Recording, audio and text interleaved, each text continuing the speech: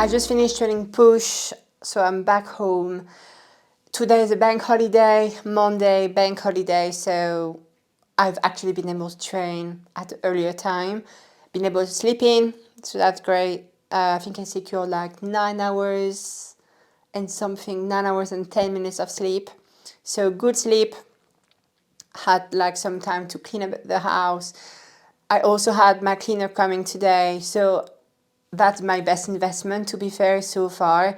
It's having a cleaner coming every week, and it just helps so much. Like, I'm very busy and I really struggle finding the time to clean the house because cleaning the entire house takes about 3 hours, and I was really struggling. So I'm paying somebody to do it for me. She comes for 3 hours. She cleans the whole house and she does a great job at it. And it's only £37. So it's not crazy high, it's not crazy expensive. And it just saves me so much time. And it also feels so good to have a clean house because I was not able to do it every week. I was doing it every 2 to 3 weeks to clean the house, and it started to get a bit like messy and dirty pretty quickly with the pets and me and stuff. Like it gets dirty pretty quickly, but I just couldn't find the time to do it every week. So having somebody that comes and clean the house entirely every week, it saves me a lot of time, and at least the house is kind of always clean. It doesn't get very messy. And it's so nice to have a clean environment, like decluttered and clean and stuff, smelling nice and just looking very neat. So I really, really enjoy that. I think it's a really good investment. Yes, it's kind of like a luxury service having somebody to clean your house, but it's, as I said, it's only like £37.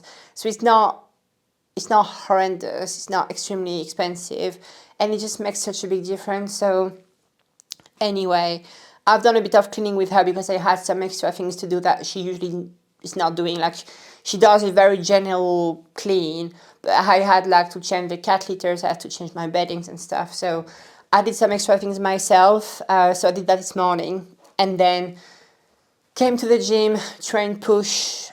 It was kind of a shit session just because I'm losing strength. I have 3 weeks left on the deficit. So this week and next week, it's like my last 2 weeks of this program. So it's my last training week. So 2 more weeks of training.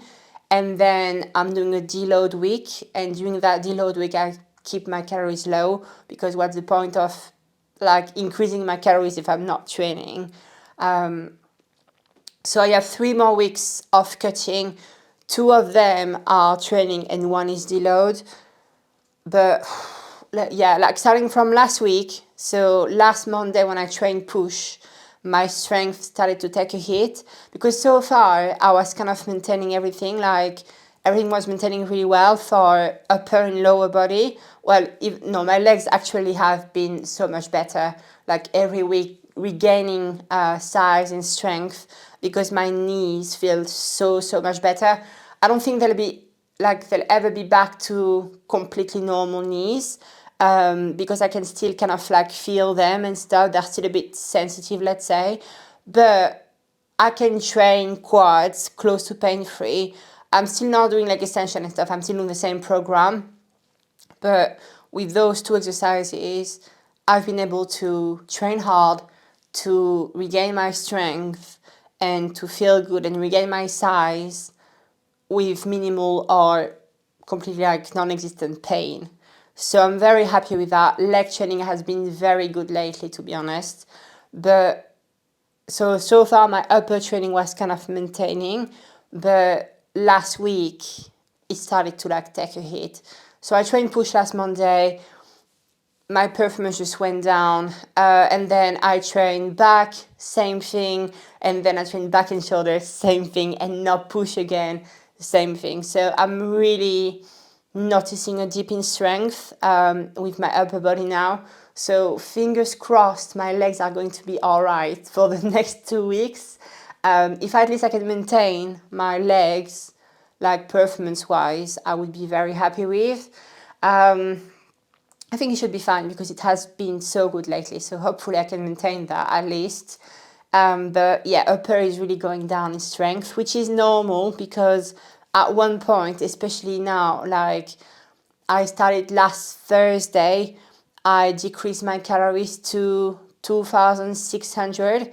So far I was at 2,900 and I dropped by 300 calories. So now I'm like 2,600. So it's a lot less. It's a lot of food that I removed at once. So at one point you're always going to lose strength because of that, just because you don't have the fuel like available to fuel your session. So of course your strength is going to take a hit. And also just like dieting, like energy deficit and losing body fat, you lose like leverage on your lifts, like everything, like less stability, less internal stability because you're leaner. So all that will make your strength go down. And as long as you train to failure, that's fine. Like if you train to failure with a very good technique, that's your job done. You can tick a box. That's job done. Stimulus is maximal. If you can't do more than what you did and you go to failure with a very good technique, that's it. It's your maximum stimulus here.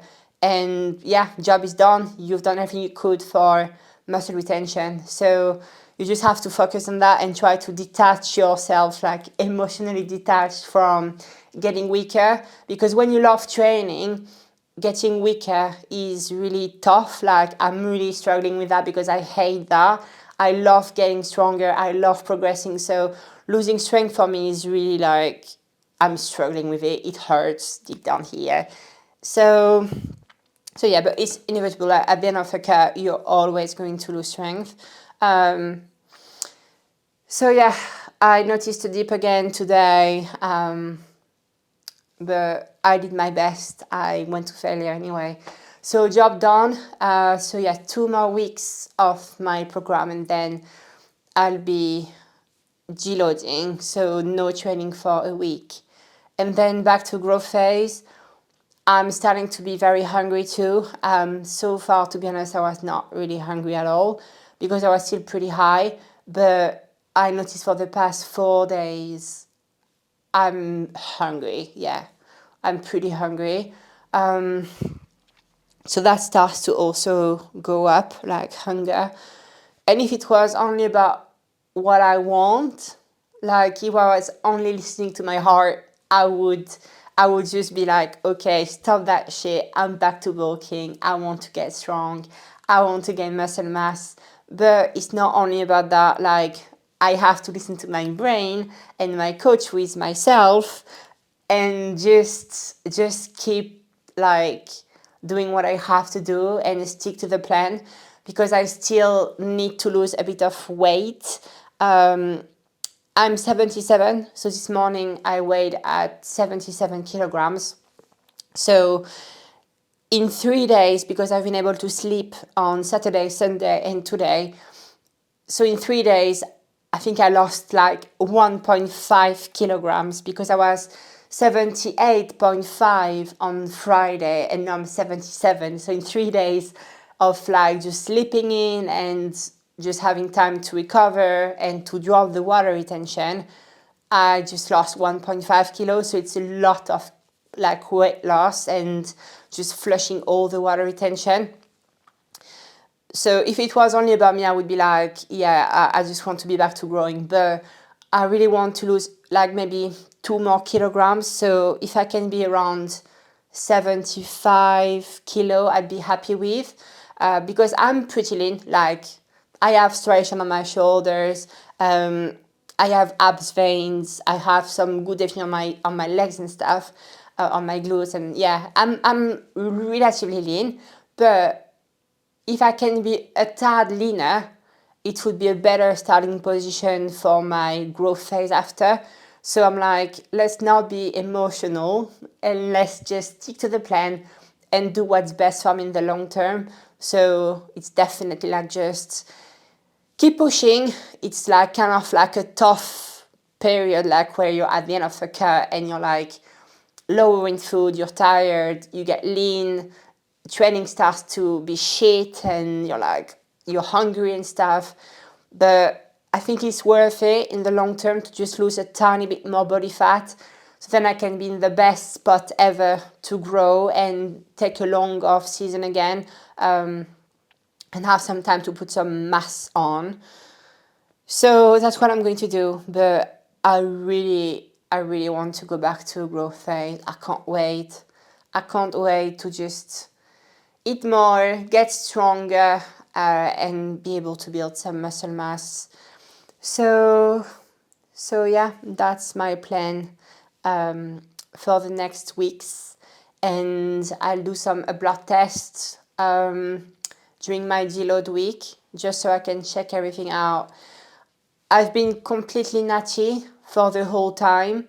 So this cut, which was initially a prep, but it's not just a cut, it's a total of 22 weeks.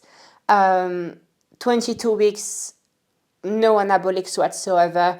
I'm just on TRT, GH, but that's all year round, and fat burners. That's it. So no anabolics whatsoever, no Primo, no Masteron, no Anava, nothing like that. Only TRT, GH, and fat burners. So I think it's the longest time since I started PEDs that I've been off anabolics. Like 22 weeks is a lot. Like usually I do 3, maximum 4 cycles per year. And this year in 2025, it will be only 2 cycles. So it's a lot less than what I used to do. But it's just like there is no point exposing myself to side effects if I'm not competing. Like there's absolutely no point doing it. So I just stayed off anabolics, and I can tell compared to last prep, I'm a lot flatter. My muscles are not like popping as much, and in terms of like body composition and stuff, it's very different. But it's just the best thing I can do for myself, like long term again. So it's not about what you want, it's about what's best for you long term, and a coach is going to do that for you. So if you have a good coach, they are going to do that for you and plan things in your best interest, because we have to think about long term and getting the best for the long term kind of vision. And if you are self-coaching, you have to do that for yourself. So I've been self-coaching since the very beginning, and it's tough because sometimes you really have to just listen to your brain and not listen to your heart, and be like, just be sensible and do what's right for you and not what just you want to do. So yeah, that's my little rant for you. Just wanted to update you on that. It's pretty early. Well, it's 8 p.m. now. For me, it's pretty early because, well, usually I eat my meal around 10 p.m. in the evening. So for me, that's pretty early. So I'm going to just chill a bit, just have a little chill in the sofa with the cats and the dog, have a little chill, and then I'll cook my little dinner, and I'm going to show you what I eat. There is nothing fancy. I'm not a fancy girly, okay? And it's my biggest meal of the day because I'm not hungry in the first part of the day. So my hunger just like goes up in the evening, especially because I always train in the afternoon, evening.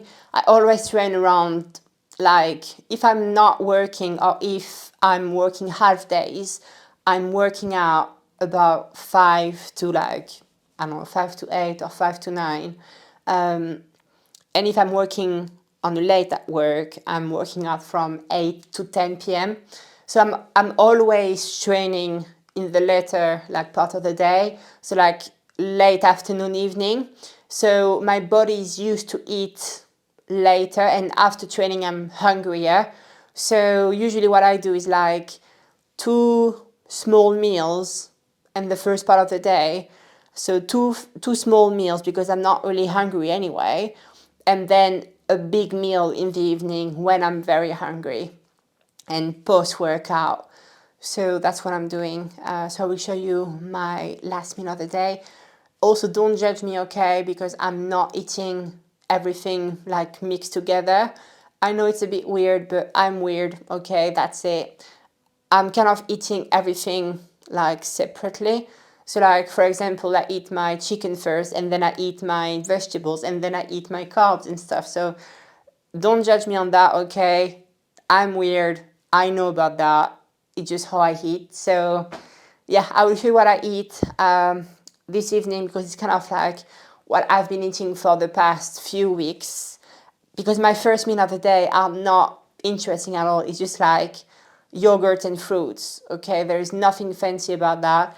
And 2 Rice Krispies before training. So really boring stuff, but my evening meal is a bit more interesting, so I'm going to show you that now.